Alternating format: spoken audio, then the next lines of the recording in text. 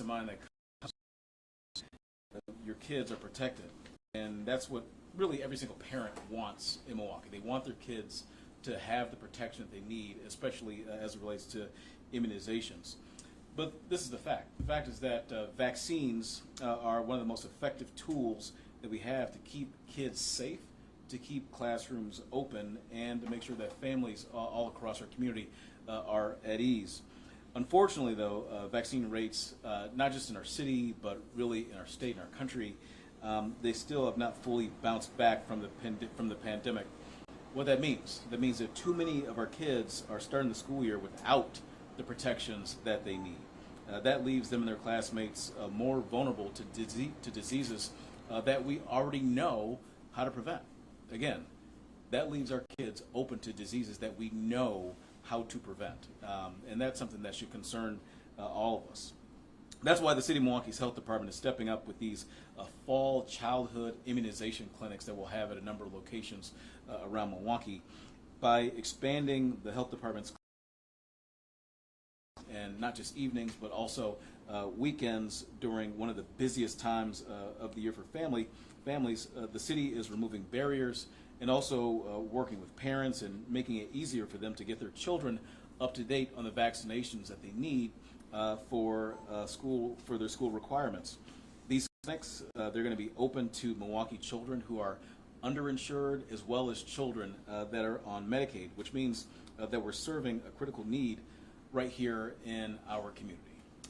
Now, there's been, unfortunately, and this is unfortunate, a lot of misinformation these days about vaccines, which makes it all the more important, even more important, for trusted community institutions just like the Milwaukee Health Department and Milwaukee Public Schools to show up and also to remind our families that vaccines are safe, that they are effective, and that they are available as well for folks. So I want to thank Commissioner Mike Todoritis from the Milwaukee Health Department and the team there for making these clinics possible. Also want to thank Dr. Brenda at Milwaukee Schools for continuing to show up and make sure that families have resources that they need to keep their kids safe and to keep their kids in school, which is really, really important for kids in our community. So together we're helping parents protect their children. We're building a stronger Milwaukee. We're building a healthier Milwaukee. We're building a better Milwaukee. And with that, I'm going to ask Superintendent Mike. I'm sorry, not Superintendent Mike. I was combining the two.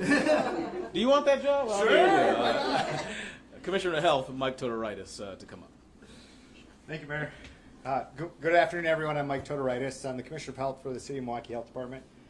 Just want to say thank you to Mayor Johnson for his leadership in this space. We've been obviously focusing on having our vaccines and our health services accessible to our clinic, and the mayor is instrumental in making that happen. And thank you to Dr. Brenda Caselius from MPS for supporting this, because we cannot do this work without collaboration.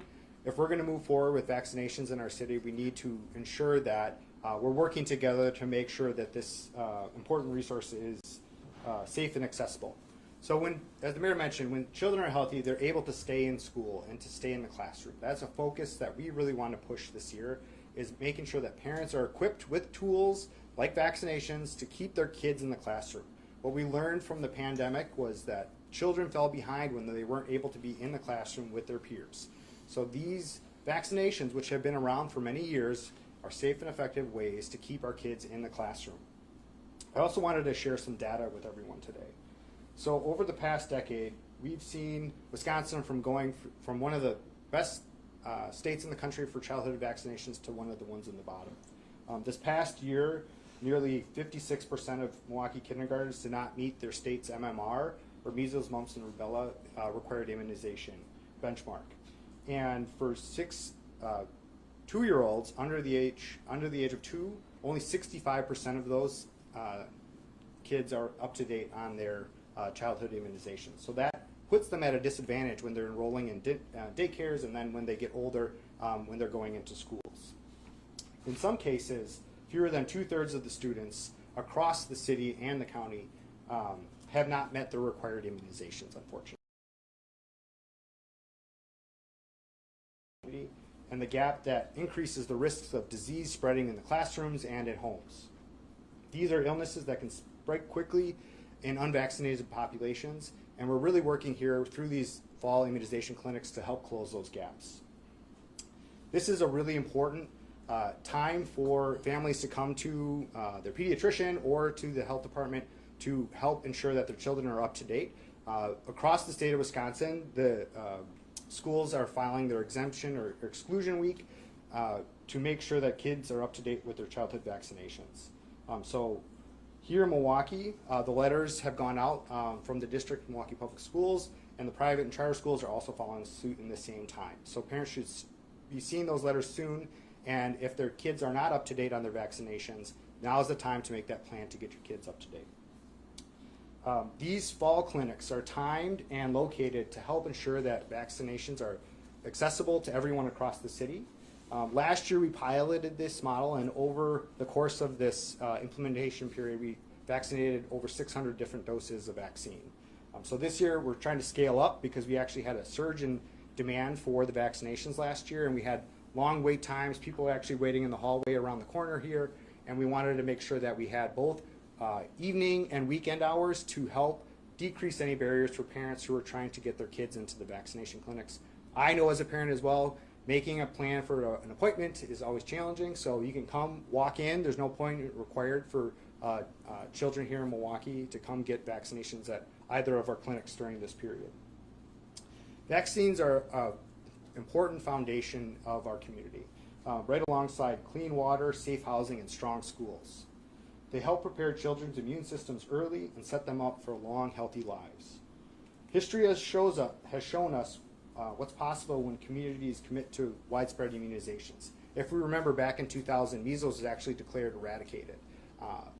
That is not the case now. We have an outbreak here in Wisconsin. We have lots of measles spreading, unfortunately, in the southern parts of the U.S. right now for a disease that was previously eradicated in 2000. We do not want to go backwards here in Milwaukee. We can do better. Of course, none of this work happens in isolation, as I mentioned. Our teams here at Milwaukee Health Department have been working closely with Milwaukee Public Schools to make sure the school's largest school district and its families have clear information about where to go, what's required, and how to get vaccines for their children. This collaboration is essential to reaching families across the city in the neighborhoods where they live. And if you're a parent who has questions about your own child's vaccination status, we work with the district's record systems to make sure that they're up to date. Dr. Caselli is going to talk a little bit about that. And if you have questions as a parent, please call us or come to one of our clinics. Even if you're not ready to get your child vaccinated, we're here as a resource. Many of us live in this city. We are deeply committed to making sure that parents have access to the information and the vaccines that are needed to keep their kids safe.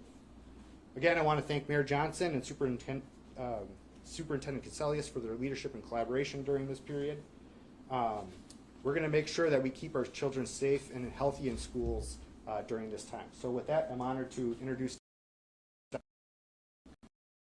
you, Mayor, and thank you, Commissioner, for your ongoing partnership, whether it's lead or whether it's academics or youth violence or now vaccines. You're seeing the power of getting the community together and leveraging our resources in order to serve our children and our families. When we do that together, we can make a real difference. Today we're talking about vaccines and the importance of that. We have 3 pillars in the Milwaukee Public Schools this year. One is safe and welcoming schools. This falls right under the safe and welcoming schools, and operational excellence is the other, and academic achievement. They're all 3 related. The operational excellence is really leveraging and working on these clinics together operationally to make sure that families have the information, that they know where to go, that they know how to access it. Sure, our nurses will provide that information to our families, but having partners like the Commissioner of Health and the Department of Health from the city actually makes it easier for us to make sure that it's accessible to our families. We have lower rates. Why? Because our children don't have the access or don't have the means, or there's transportation barriers. By working together, we're able to eliminate and solve some of those barriers. So I'm immensely grateful. If children aren't vaccinated, already October 13th, we are going to start with the exclusionary process through grade K through 5. We don't want to do that. Our kiddos need to be in school to have strong academic achievement. And so it's absolutely critical that our children are in school and that families have this information and that they go to their either private doctor or they go to a clinic or they go and find out information from their school nurse on how they can get and access vaccines. And then fourth is around being sure that they're safe. They're safe for themselves and all of the others around them that they're in contact with. And so children, as you can imagine, are in classrooms each and every day, closed, confined spaces, touching things and touching their mouths and their eyes and all of them touching each other. And so we want to make sure that everybody's safe and that our schools are safe places as our #1 priority. So I'm immensely grateful to you, Commissioner, and you, Mayor, for holding these clinics and for raising awareness. And I want to thank the media as well for getting the word out to our families so that they know where they can access these important vaccines. Thank you. Happy to take a couple questions. Yeah, Dr. Caselius, what is the exclusionary process? How does that work? So our nurses will notify all of our families by letter, and then they will get those letters, and then our nurses will start calling families so that they get their vaccines. Is there any, do they stay home until they get their vaccines? That's what it means, yes. On October 14th. October 13th is when they will start, yes. Do you know currently how many students, you said it's in the K through pre-K? Currently, K through 5, we plan on sending about 12,000 letters home to families. And so, no, this is about the same number as last year. And then when families know and they get prompted, and then they know that these clinics are available, and they're prompted by their nurse on where they can get access within their private doctor and how to get help. Most families go unless they want to get a waiver, which they can also apply for, which is either for personal reasons or for medical reasons why they wouldn't get a vaccine. I know the district had had the lowest vaccine rate when it came to MMR last school year. It was around 56%. Do you know where it stands right now for the measles vaccine? I don't have that exact number because it continues to change, but we can certainly get that for you. Dr. Todoritis, I mean, is there a renewed urgency to get as many children vaccinated right now with what's happening in Oconto County? It is, and what we can see that right now there's a lot of confusion about what's covered by insurance and what's not covered by insurance. There's a lot of information about the efficacy around the vaccine, and what we're really promoting this time is access to information and the vaccines. Right now parents are being bombarded with a lot of information right now. It can be really overwhelming. We want to stress again that these viruses are very real. They have very long quarantine periods, so if your child is unvaccinated and is exposed to measles, they'll be out of school for up to 21 days. That's a very long time to disrupt a child's learning, and it's very difficult for parents that might not have sick leave, or even parents that have sick leave, to take off of work for that long. So think of these as not only safe ways to protect your children, but to help ensure that they stay in the classroom. What vaccines will be available at the clinic, at these clinics? All of them will be available. So for children that are uninsured and underinsured, we'll have all the vaccines. We also have COVID that's available to anyone that's looking for that. So if you're curious about what you might need, the exclusion letter should list that. We can also look up your record and how you make a plan to get vaccinated. So if you want to call ahead, that's great. Otherwise, you can just show up and our team will help you out. How do you fight misinformation? I think honestly it's continued conversation. We all have circles that we walk in as parents, as partners, as colleagues of our friends and family, and we have an obligation to continue to meet people where they are and try to understand what their concerns are. A lot of times where we've learned in our conversations with parents and clients that come in is that they just have questions and they want to have a judgment-free space to have those questions answered, and we create that here at the health department. A question for both Dr. Todoritis and Dr. Caselius. I mean, how concerned are you with what's going on in Oconto County, and how realistic is it that we could see a measles situation in Milwaukee County? I am aware of what's going on, and certainly at the same time, we have a really good process here in Milwaukee that if we were to have a suspect case, we get notified immediately. We do a full contact tracing and investigation and isolation period as well. So I'm confident if there is a suspect case here in Milwaukee that we would respond quickly. And with this ongoing partnership with the district and everyone in the city, we're confident that we could leverage those relationships to help isolate it quickly.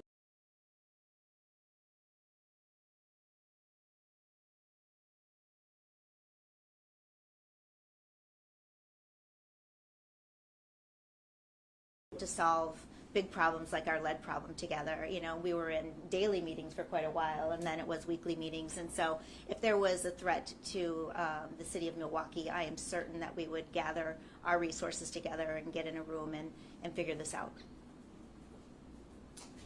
Any other questions?